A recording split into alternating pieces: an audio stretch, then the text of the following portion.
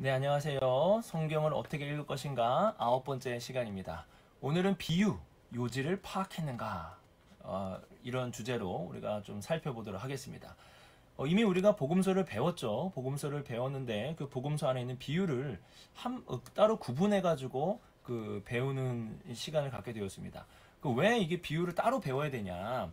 이 책의 그 저자의 말에 의하면은 이렇게 말합니다. 비유가 오해가 많다라는 거예요. 비유를 해석할 때. 그러니까 요한계시록 다음으로 비유를 가장 많이 오해하고 있다라고 이렇게 얘기를 합니다. 비유가 오해되는 이유가 이제 이 책에서도 그 두 가지 정도를 얘기하고 있는데요. 첫 번째는 이거예요. 위험한 알레고리. 이 알레고리라는 것이 그 좀 여러분들이 잘 이해하기 어려울 텐데 저는 알레고리가 나쁜 건 아니에요. 나쁜 건 아닌데 위험한 알레고리 때문에 비유가 오해를 받고 있다라는 거예요. 그러니까 오늘의 관점에서 비유의 이것은 이것이다. 라고 이렇게 설명을 하는 거예요. 잘 이해가 안 되죠? 그냥 직접 보면 됩니다. 자, 선한 사마리아인의 비유가 있어요. 선한 사마리아인의 비유가 있는데 이 비유에서 이 강도 만난 자를 치료하기 위해서 기름을 쓰죠. 그리고 여관으로 데리고 갑니다. 근데 이렇게 얘기하는 거예요. 기름 하면은 오늘날에 이제 성령을 많이 생각하기 때문에 이렇게 얘기하는 거예요. 기름은 뭐냐? 성령이다, 성령. 우리가 성령의 기름 부음을 받는다. 이러니까 여기서 가리키는 기름은 성령이다. 말도 안 되죠. 이 선한 사마리아인의 비유를 읽어보면은 기름이 성령을 가리키기가 참 어렵습니다. 근데 이런 건 상관없는 거예요. 그냥 오늘 우리가 봤을 때 기름은 성령이다 이거예요. 그리고 여관은 뭐냐? 여관은 교회다 이거예요. 교회다. 왜? 이게 좀 쉬고 안전하게 보호를 받고 막 이러니까 이런 건물은 교회다. 뭐 이렇게 생각을 하는 것입니다. 그러니까 당시에 어떤 상황, 비유가 나오는 상황이나 어떤 청중이나 이런 거 전혀 고려하지 않고 오늘 내가 생각할 때 보니까 기름은 요거고 여관은 이렇다라는 거예요. 말도 안 되죠, 여러분. 누가 이렇게 비유를 해석하겠습니까? 또 누가 이런 비유를 듣고 야, 그것이 진짜 비유를 잘 해석했구나. 누가 이렇게 생각하겠습니까? 그런데 여러분, 많이 그렇게 생각을 하고 그렇게 많이 속습니다. 오늘날에 제가 이게 속는다는 말 하는 이유가 뭐냐면은 여러분도 아시는 어떤 그 사이비 종교에서 이 비유를 가지고 많이 사람들을 속입니다. 비유풀이라고 하는데 이거 이제 가져온 거예요. 제가 보니까 저도 참 어이가 없어가지고 이거 보면서 비유한 나무예요. 이게 마태복음 13장에 나오는 걸 가지고 했다 하더라고요. 요거를 13장 그 씨 뿌리는 비유. 그래서 거기 새는 성령이고 열매는 성도고 나무는 사람이고 밭은 마음이래요.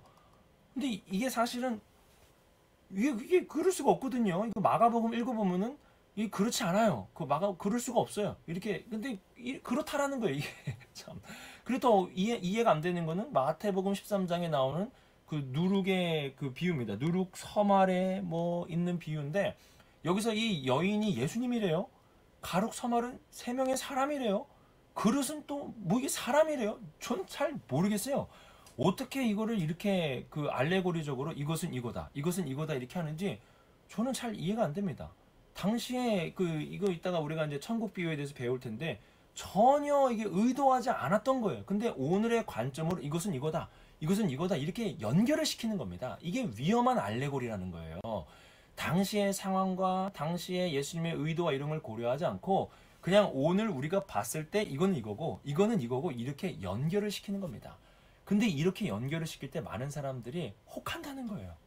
넘어간다는 거예요, 진짜로. 그러니까 오늘 우리 이거를 배운 우리 청년들은 제가 이 비유를 해석하는 이 책에서 나오는 요지를 간략하게 설명을 드릴 겁니다. 이거를 잘 아시고 혹시나 누군가가 여러분들에게 이게 비유를 가지고 장난하고 비유를 가지고 여러분을 미혹할 때 정확하게 비유의 의도와 요지를 파악해서 설명할 수 있는 좀 그런 우리 청년들이 됐으면 좋겠습니다. 자, 우리가 한번 해석을 해볼 텐데요. 또 하나의 오해가 있어요. 비유가 오해가 뭐냐면은 이겁니다. 감추기 위한 비유라는 거예요. 이것도 참 잘못되게 사용하는데 마가복음 4장 10에서 12절 여러분 읽어보시면은 이런 거예요. 하나님의 나라의 비밀을 너에게 주었으나 외인에게는 모든 것을 비유란다. 그들은 보기는 보아도 알지 못하고 듣기는 들어도 깨닫지 못하고 돌이켜 죄 사함을 얻지 못하게 함이라. 그러니까 비유를 말하는 이유는 깨닫지 못하게 하기 위함이라는 거예요. 우리는 깨닫는데 밖에 있는 자들을 깨닫지 못하게 하기 위해서 비유를 썼다는 거예요. 그러니까 이걸 가지고 어떻게 하는 거예요? 어떤 그런 잘못된 그런 신앙관을 갖고 있는 사람은 우리는 안에 있는 자이기 때문에 알고 저들 그 뭐 일반적인 그런 교인들은 모른다는 거예요. 그들은 이단들이 잘 사용하는 겁니다. 우리는 그 하나님의 그 안에 있는 자이기 때문에 이 비유를 풀어 다 아는데 저 바깥에 있는 자는 이거 모른다는 거예요. 그러니까 일반 이단들이 볼 때는 교회 성도들은 이거 모른다는 거예요. 그래서 그들을 깨우쳐 알려야 된다는 거예요. 근데 여기 의도는 전혀 그런 거 아니에요. 여러분 비유의 의도는 쉽게 설명하기 위한 거예요. 당연한 거 아닙니까?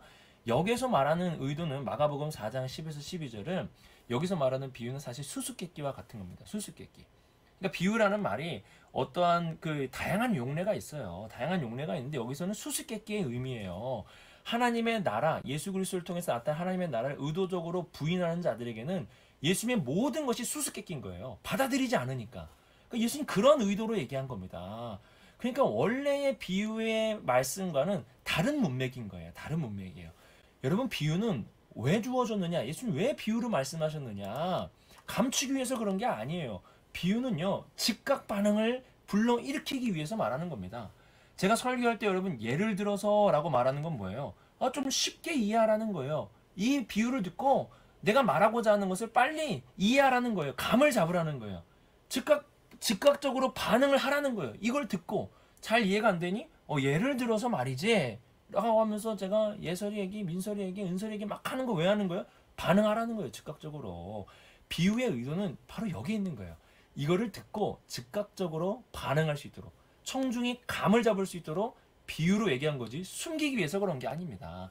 숨긴다라는 아까의 그 마가복음 4장 말씀은 거부하는 자들이 어떻게 하는 거예요? 예수님의 말씀을 듣고도 거부하는 거예요. 반응하지 않는 거예요. 일부러 그거를 완악하게 가로막고 있는 거예요. 그렇기 때문에 그들에게는 예수님의 말씀이 수수께끼가 된다는 거예요. 이해를 못한다라는 거예요. 그러나 원래 비유의 의도는 뭐예요? 바로 이거예요. 제가 지금 보여드리는 거. 즉각 반응입니다. 그러니까 이 비유를 들으면요. 반응을 하게 되어 있다라는 거예요. 그래서 그 비유에 대한 그 오해, 왜 비유를 잘못 이해하느냐? 두 가지 때문에 그래. 하나는 위험한 알레고리. 또 하나는 비유는 우리들만 해석할 수 있다는 거예요.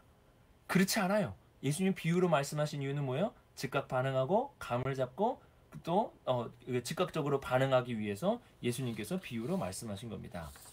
그래서 이제부터 저랑 이제 비유에 대해서 좀 이렇게 생각해 볼 텐데 여기서 이제 비유의 종류를 얘기해요. 이거 그렇게 그 뭐 이렇게 학문적으로 연구하는 사람한테는 중요하지만 여러분들에게 중요하지 않아요. 이야기식 비유냐, 직유, 뭐뭐와 같다라는 비유냐, 아니면 은유, 이것은 이거다라는 어떤 비유냐. 뭐 여러분들 뭐 이거 구분해 가지고 그 너무 고민하지 마세요. 그냥 비유는 이렇게 해석하면 되는 겁니다. 자 이제 보세요. 비유는 어떻게 해석하냐? 첫 번째 연관점을 찾을 수 있어야 됩니다. 연관점. 이게 알레고리와 제가 말씀드린 이 연관점은 아주 큰 차이가 있어요. 알레고리는 여러분 오늘의 관점에서 그걸 연관시키는 거예요. 그러니까 그 선한 사마리아인의 비유에서 기름은 내가 봤을 땐 그건 성령이라 이거예요. 성령이다. 이렇게 연결을 시키는 거예요. 근데 여기서 말하는 연관점은 무엇이냐면 당시의 상황에서 연관점을 찾아내는 겁니다. 한번 예를 들어서 이게 바리새인 시몬의 집에서 일어난 사건입니다. 예수님께서 바리새인 시몬의 그 초청을 받아서 그 집에 들어가게 됩니다. 당시에 이 초청을 받는다는 것은 굉장히 소중한 어떤 그 손님이 오는 거기 때문에 귀하게 대접을 해야 돼요. 근데 바리새인 시몬이 어떻게 합니까? 예수님을 귀하게 대접하지 않아요. 의도적으로 무시하는 거죠. 그럴 때 예수님이 이 바리새인 시몬의 집에 있다는 소식을 들은 한 여인이 예수님에게 다가옵니다. 그리고 옥합을 깨트려요. 굉장히 값비싼 옥합을 깨트려서 예수님의 발에 붓고 예수님의 발을 머리로 닦아요. 눈물을 흘리면서 닦아요. 그때 이 바리새인 시몬이 속으로 뭐라 그럽니까? 저 사람이 선지자라면은 지금 당신의 발을 잡고 있는 저 여인이 창녀라는 사실을 알 텐데. 그러니까 의도적으로 이걸 예수님이 안다면 저 여인을 내쳐야 된다라는 거예요. 그런데 어떻게 합니까? 예수님이 이 사실을 딱 간파하시고 뭘 하는 거예요? 비유를 탁 던지는 거예요. 비유의 내용이 뭡니까? 쉽게 말하면 이거예요. 채권자가 있습니다. 제가 채권자예요. 슬기 청년이 저에게 5천만 원의 그 이게 500데나리온인데 1데나리온이 하루에 그 품꾼의 그 노동 그 뭐죠? 품삯이에요. 하루의 품삯. 그러니까 한 500데나리온이면 연봉보다 더 그 많은 금액이에요. 예를 들면 한 5천만 원 정도 된다고 한번 생각해 보세요. 슬기 청년 나한테 5천만 원 빚졌어. 근데 한 빚이 나한테 여기 보니까 50데나리온이면은 한 500만 원 빚진 거예요. 자, 두 사람이 나에게 그 빚을 줬습니다. 제가 어떻게 한 거예요? 이걸 탕감해 줬어. 5천만 원, 500만 원 탕감해 줬다 이거야. 제가 묻습니다. 누가 더 저를 사랑할까요? 한빛이 500만 원 탕감받은 한빛일까요? 아니면 5천만 원 탕감받은 슬기청년일까요? 당연하죠. 슬기청년이 저를 더 사랑하는 거죠. 이 비유를 딱 예수님이 던지는 거예요. 자, 연관점을 한번 찾아봅시다. 5천만 원 빚진 이 사람은 이 예수님의 상황 속에서 누구를 가리키는 걸까요? 그렇죠. 창녀, 이 여인인 거예요. 자, 50데나리온은 누굴 가리키는 거예요? 네, 바리새인 시몬을 가리킨다는 거예요. 이렇게 당시의 그 상황, 예수님의 상황 속에서 이 비유의 연관점을 찾아내는 거예요. 그러니까 오늘 나의 상황 속에서 연관점을 찾는 게 아니라 예수님의 상황 속에서 연관점을 찾아내는 겁니다. 그래서 누가 이 비유를 듣고 반응을 할까? 누가 이 비유의 연관점이 딱 바리새인 시몬이 그 50데나리온 빚진 자가 자기라는 걸 딱 아는 거 아니에요? 그러면 누가 가장 찔리겠냐 이거예요. 이 말씀, 이 비유를 듣고 바리새인 시몬 아니겠어요? 그렇죠? 그러니까 이렇게 연관점을 당시의 상황 속에서 찾아내는 게 비유를 해석하는데 아주 중요한 포인트입니다.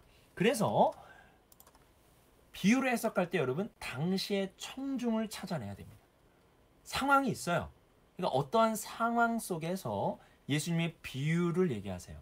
그러면 이 비유를 듣고 누가 어떻게 반응할지를 찾아내는 겁니다. 연관점을 찾아내는 거예요. 그러니까 이 비유를 듣고 과연 어떠한 상황 속에서 누가 반응을 할 것인가를 찾아내는 거예요. 예를 들면 사마리아인의 비유도 여러분 상황이 있습니다. 어떠한 상황에서 예수님이 비유를 말하세요. 그렇죠? 그러면 과연 어떠한 것에 그 상황과 그 사람과 연관점이 일어나게 될지를 여러분 찾아내는 거예요. 그렇죠? 그리고 또 그 돌아온 탕자의 비유도 그렇습니다. 돌아온 탕자의 비유도 상황이 있어요. 상황이 있어서 이 비유를 듣고 과연 누가 반응을 할지를 여러분이 찾아내면 되는 거예요. 그 연관점을 가지고 찾아내시면 되는 거예요. 그럼 비유의 의미를 우리가 찾아낼 수 있는 겁니다. 비유의 요지를 우리가 발견할 수 있는 것입니다. 근데 문제는 뭐냐? 연관성이 없는, 그러니까 청중을 찾을 수 없는 비유가 있으니까 역사적 상황이 없는 비유가 있어요. 그러니까 이런 비유에 대해서는 우리가 어떻게 해석을 해야 되냐? 제가 이 책을 보니까 우선 반복적으로 읽으라는 거예요.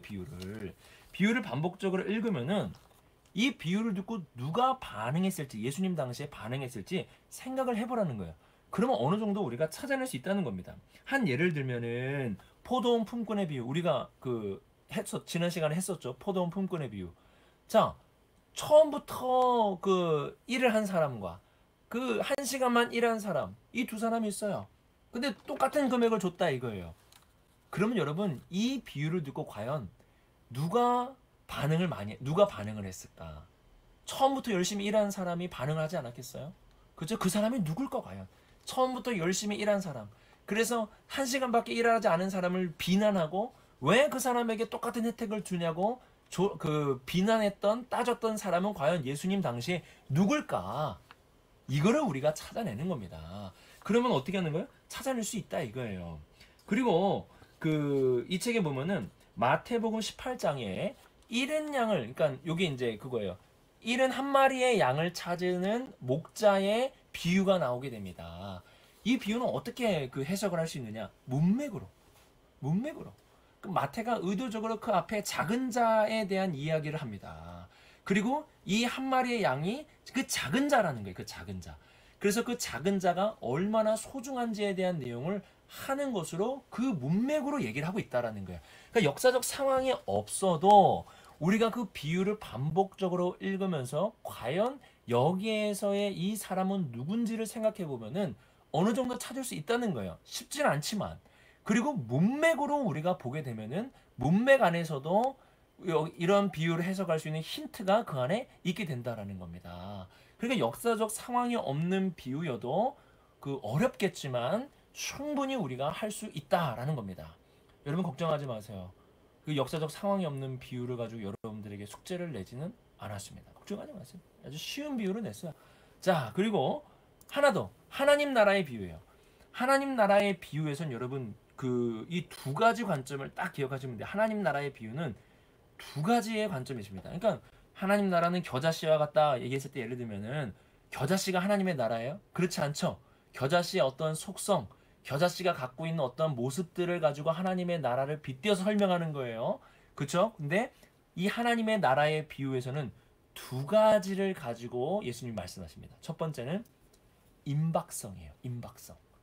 임박성에 우리가 반응을 촉구하기 위해서, 그러니까 하나님의 나라가 곧 너희에게 임하게 된다. 그것에 대한 반응을 지금 해야 된다라는 거예요. 자, 예를 들면 씨 뿌리는 비유예요. 씨를 뿌려요. 자, 어떤 배는 돌밭이고 맨 땅이고 가라지가 뭐죠? 가시나무가 막 나고 막 이래요. 근데 좋은 밭은 어때요? 좋은 열매를 이렇게 맺게 된다는 거예요. 그러니까 지금 너희는 뿌려진 이 씨앗에 반응을 해야 된다라고 지금 말씀하고 있는 거예요. 그 임박성. 지금 너희는 하나님의 나라의 말씀을 듣고 반응을 해야 된다. 그런 관점으로 기록이 되어 있습니다. 그러니까 임박성이에요. 그 임박성에 반응하지 않은 것에 대해서 지적하고 임박성에 반응을 해야 된다라고 말을 하는 겁니다. 그리고 또 하나, 이거는 기쁨이에요. 하나님의 나라에 대해서 이러한 기쁨을 가지고 하나님의 나라를 발견한 사람은 이러한 기쁨을 갖게 된다라는 거예요. 하나님의 나라를 발견한 사람이 어떠한 모습을 갖게 되는지, 하나님의 나라를 발견하는 것이 얼마나 기쁜 일인지에 대해서 얘기하고 있는 것입니다. 이 두 가지가 크게 나타나요. 임박성과 하나님의 나라를 발견한 자가 갖게 되는 기쁨. 이러한 틀로 나타나게 됩니다. 그래서 하나님의 나라를 우리가 딱 비유를 들었을 때는 임박함. 그러니까 반응이 중요한 거예요. 하나님 나라의 비유를 들었을 때는 반응이 중요해요. 오늘 우리는 어떻게 반응해야 되는가. 그리고 또 하나님의 나라에 이게 얼마나 우리에게 기쁜 소식인지, 하나님의 나라의 그 말씀이 우리에게 얼마나 기쁜 소식인지, 그렇게 우리가 하나님의 나라의 비유를 보면 되는 것입니다. 자, 다 했어요. 이제 다 했어. 자, 이제 숙제를 여러분들에게 내드리도록 하겠습니다. 숙제를 내드리는데, 사실은 내가 이 네 가지를 가지고 여러분들이 그 네 가지 비유를 다 해석하라고 이제 말씀드리고 싶었는데, 그렇게 하면 너무 힘들 것 같아서 이렇게 했어요. 자, 슬기 청년은 누가복음 10장의 선한 사마리아인의 비유. 자, 이건 상황이 있는 거예요. 유정이도 똑같아. 누가복음 15장에 돌아온 탕자의 비유. 이건 상황이 있어요. 그러니까 그 상황에서 연관점을 찾아서 여러분들이 비유의 요지를 찾아내는 겁니다. 과연 이 비유를 듣고 누가 반응했겠는가? 그걸 찾으세요. 그래서 그 비유의 요지는 무엇? 예수님은 이런 의도를 가지고 선한 사마리아인의 비유를 말씀하셨다. 그러니까 돌아온 탕자의 비유를 이런 의도를 가지고 말씀하셨다라는 걸 찾아내시면 되는 거예요. 그러니까 상황을 찾고, 역사적인 상황을 찾고, 그 상황의 연관점을 여러분이 찾아서 비유의 요지를 찾아내는 겁니다. 그리고 한빛이랑 하영이는 이건 하나님의 나라의 비유예요. 이거는 임박성과 관련된 것인가, 아니면 하나님의 나라는 이렇게 기쁜 것이다라는 것에 대한 말씀인가, 이 두 가지를 구분을 하세요. 그래서 임박성과 관련된 것이라면은 과연 하나님의 나라의 이 비유는 어떠한 메시지를 갖고 있는 것인가, 여러분이 이렇게 한번 찾아가 보면 되겠습니다. 참고로 제가 여러분들에게 드린 비유는 책에 다 있는 거예요. 책에 다 있는 거예요. 유정이 거는 없나? 아무튼 어느 정도 있어요. 어느 정도 있어요. 아무튼 어느 정도 있고, 16장 한비씨가 한 거 불의한 청지기 비유는 내 예전에 한번 했어요. 가장 난이도가 높은 비유라고 해서 청년부에서 한번 해준 비유입니다. 그래서 한번 여러분들 열심히 해주시길 바랍니다. 할 수 있죠? 화이팅입니다. 우리 다음 시간에 이 비유 네 가지를 가지고 해석하면서 즐거운 말씀의 시간을 가져보도록 하겠습니다. 수고 많으셨습니다.